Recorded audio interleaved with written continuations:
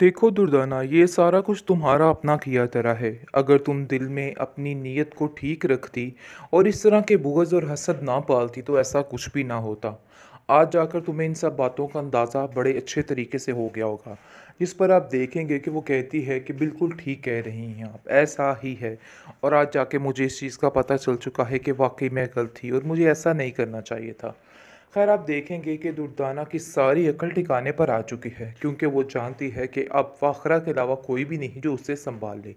लेकिन अफ़ान से जैसे ही वो माफ़ी माँगने लगती है, तो अफ़ान कहता है कि आखिर आप कैसे ऐसे कर सकती हैं? हम तीनों ने आपको माफ़ कर दिया है। अगर मम्मी जी ने आपको माफ़ कर दिया तो समझिए सब ने आपको माफ़ कर दिया, इसलिए परेशान होने की कोई भी ज़रूरत नहीं है। इन सब बातों की टेंशन लिए बगैर आप ईज़ी होकर इधर रह सकती हैं।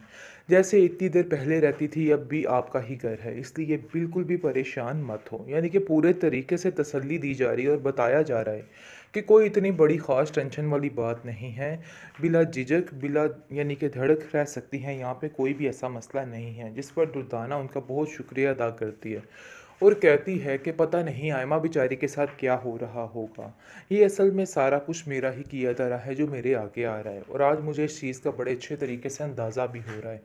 खैर, आप देखेंगे कि वो कहती है कि आयमा की थोड़ी खबर तो लीजिए, लेकिन आप देखेंगे कि आयमा बहुत ही बुरे हालात में होती है, क्योंकि अब वो माफ़ी माफ़ी तौबा तौबा तौबा कर रही है कि जो कुछ किया है मैंने बहुत गलत किया है, और वो भी आकर अपनी खाला से माफ़ी मांगती है और कहती है कि आपकी इतनी सालों की मेहनत का नतीजा मैंने ये दिया है, यानी कि ये सिला मैंने दिया है और आपको ज़लील करके रख दिया सबके सामने।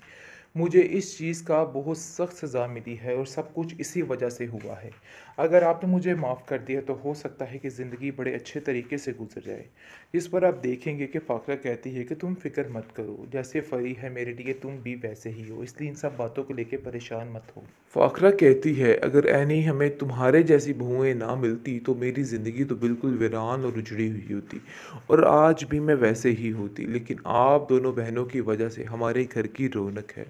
एमल को कहो कि चक्कर लगा जाया करे और अपने घर में खुश रहे और हर तरीके से कंप्रोमाइज़ करने की कोशिश करे। मैं नहीं चाहती कि कोई भी ऐसा मसला बने जिसकी वजह से उसे कोई भी तकलीफ़ या कोई भी परेशानी उठानी पड़े। इसलिए बेहतर यही है कि वो अपने घर में खुश रहे। दूसरी तरफ आप देखेंगे कि काफ़ी ज़्यादा फ़ाखरा अब बहुत ज़्यादा यानी कि खुश हो जाती है कि दुर्दाना भी वापस आ गई, क्योंकि असल में उसका भी उसकी बहन दुर्दाना के बगैर गुजारा नहीं था। वो उसे बहुत ज़्यादा प्यार करती है, लेकिन इस चीज़ का अंदाज़ा दुर्दाना को नहीं हो रहा था, और दुर्दाना समझ रही थी कि नहीं, ऐसा वैसा कुछ भी नहीं है। हालाँकि हकीकत ये ही थी कि दुर्दाना भी बहुत ज़्यादा प्यार करती थी, लेकिन फिर पैसे की लालच में आके वो फ़ाखरा से उलझ जाती थी और अब इस चीज़ की माफ़ी भी माँग लेती है कि मैं सिर्फ़ और सिर्फ़ इस पैसे की लालच से तुमसे उलझती थी और मेरे दिल में बहुत सारे बैर थे। तुमने जो कुछ किया बाजी मेरे लिए, लेकिन मैं उसका कोई भी अच्छा बदला नहीं चुका सकी। मुझे इस चीज़ का बहुत ज़्यादा अफ़सोस रहेगा। जिस पर आप देखेंगे कि फ़ाखरा कहती है कि अब अफ़सोस करने की कोई भी ज़रूरत नहीं है। देखो, जो होना था सो हो गया। अब इन बातों को लेके परेशान क्यों हो रही हो? क्यों अपने आप को इस तरह से हल्कान कर रही हो? देखो, अब इन सब चीज़ों का कोई भी फ़ायदा नहीं है। अपने आप को बिला वजह परेशान मत करो, सब ठीक हो जाएगा और इधर हँसी-खुशी रहो। ये तुम्हारा अपना ही घर है। तुम ये मत समझना कि ऐनी तुम्हें यहाँ से जाने को कहेगी। वो तो बहुत ज़्यादा परेशान रही जब तुम यहाँ से चली गई थी। लेकिन यकीन मानो कि अब वो बहुत खुश है। इसलिए रिश्तों को निभाने के लिए थोड़ा सब्र तहम्मुल से काम लेना पड़ता है, और अपने हमेशा अपने ही तरीके इस्तेमाल नहीं करते हैं, बल्कि कभी-कभी दूसरों के ज़हन से भी सोचना पड़ता है।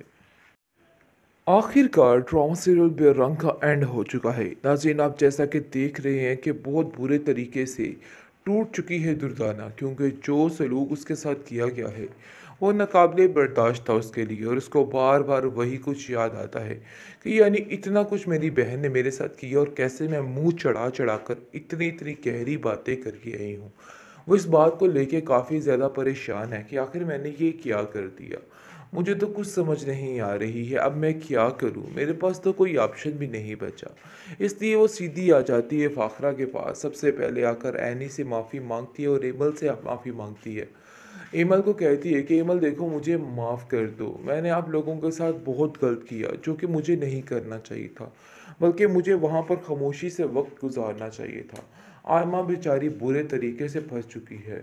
लेकिन अफ़ान वगैरह का दिल देखिए कि फिर दोबारा से उसको माफ़ कर देते हैं और कहते हैं कि आप फ़िक्र मत करें, आप हमेशा हमारे साथ रहेगी और टेंशन लेने की कोई भी बात नहीं है। सब कुछ ठीक हो जाएगा और देख लेना आइमा भी ठीक हो जाएगी और अपने घर में बिल्कुल ठीक रहेगी। फ़ाखरा भी इस बात की काफ़ी तसल्ली देती है और कहती है, दुर्दाना अपने आप को क्यों हल्कान कर रही हो? कुछ भी नहीं होगा, देख लेना कि अब सारे मामलात सिर्फ़ और सिर्फ़ ठीक होंगे। तुम्हें बिल्कुल भी परेशान नहीं होना है। तुम्हें अपनी गलती का एहसास हो गया है, इससे बड़ी और क्या बात हो सकती है। हम इस बात से ही काफ़ी ज़्यादा खुश हैं। लेकिन आप देखेंगे अफ़ान बहुत ज़्यादा खुश है और कहता है कि देखिए किस तरीके से आयमा भी अपने घर चलेगी और दूसरे नंबर पर रेमल भाभी भी, और दोनों अपने घर में कितनी खुश हैं। आगे से फ़ाखरा कहती है, हाँ मेरी ज़िम्मेदारी जो है वो ख़त्म हो चुकी है। मैं बहुत खुश हूँ इस बात से कि मैंने अपनी ज़िम्मेदारी को बड़े अच्छे तरीके से निभा लिया है। लेकिन फ़ाखरा को एक बात भुटकती रहती है कि उसके बेटे यहाँ पर उसके पास नहीं हैं। ये टेंशन ने उसका जीना मुहाल कर रखा है और उसको समझ ही नहीं आ रही वो क्या। फ़ाखरा कहती है, अगर ऐनी हमें तुम्हारे जैसी बहुएँ ना मिलती तो मेरी ज़िंदगी तो बिल्कुल वीरान और उजड़ी हुई होती और आज भी मैं वैसे ही होती। लेकिन आप दोनों बहनों की वजह से हमारे घर की रौनक है। एमल को कहो कि चक्कर लगा जाया करे और अपने घर में खुश रहे और हर तरीके से कंप्रोमाइज़ करने की कोशिश करे। मैं नहीं चाहती कि कोई भी ऐसा मसला बने जिसकी वजह से उसे कोई भी तकलीफ़ या कोई भी परेशानी उठानी पड़े। इसलिए बेहतर यही है कि वो अपने घर में खुश रहे। दूसरी तरफ आप देखेंगे कि काफ़ी ज़्यादा फ़ाखरा अब बहुत ज़्यादा यानी कि खुश हो जाती है कि दुर्दाना भी वापस आ गए, क्योंकि असल में उसका भी उसकी बहन दुर्दाना के बगैर गुजारा नहीं था। वो उसे बहुत ज़्यादा प्यार करती है, लेकिन इस चीज़ का अंदाज़ा दुर्दाना को नहीं हो रहा था और दुर्दाना समझ रही थी कि नहीं, ऐसा वैसा कुछ भी नहीं है। हालाँकि हकीकत ये ही थी कि दुर्दाना भी बहुत ज़्यादा प्यार करती थी, लेकिन फिर पैसे की लालच में आके वो फ़ाखरा से उलझ जाती थी और अब इस चीज़ की माफ़ी भी माँग लेती है कि मैं सिर्फ़ और सिर्फ़ इस पैसे की लालच से तुमसे उलझती थी और मेरे दिल में बहुत सारे बैर थे। तुमने जो कुछ किया बाजी मेरे लिए, लेकिन मैं उसका कोई भी अच्छा बदला नहीं चुका सकी। मुझे इस चीज़ का बहुत ज़्यादा अफ़सोस रहेगा। जिस पर आप देखेंगे कि फ़ाखरा कहती है कि अब अफ़सोस करने की कोई भी ज़रूरत नहीं है। देखो जो होना था सो हो गया। अब इन बातों को लेके परेशान क्यों हो रही हो? क्यों अपने आप को इस तरह से हल्कान कर रही हो? देखो अब इन सब चीज़ों का कोई भी फ़ायदा नहीं है। अपने आप को बिला वजह परेशान मत करो, सब ठीक हो जाएगा और इधर हँसी-खुशी रहो। ये तुम्हारा अपना ही घर है। तुम ये मत समझना कि ऐनी तुम्हें यहाँ से जाने को कहेगी। वो तो बहुत ज़्यादा परेशान रही जब तुम यहाँ से चली गई थी। लेकिन यकीन मानो कि अब वो बहुत खुश है। इसलिए रिश्तों को निभाने के लिए थोड़ा सब्र तहम्मुल से काम लेना पड़ता है और अपने हमेशा अपने ही तरीके इस्तेमाल नहीं करते हैं, बल्कि कभी-कभी दूसरों के ज़हन से भी सोचना पड़ता है।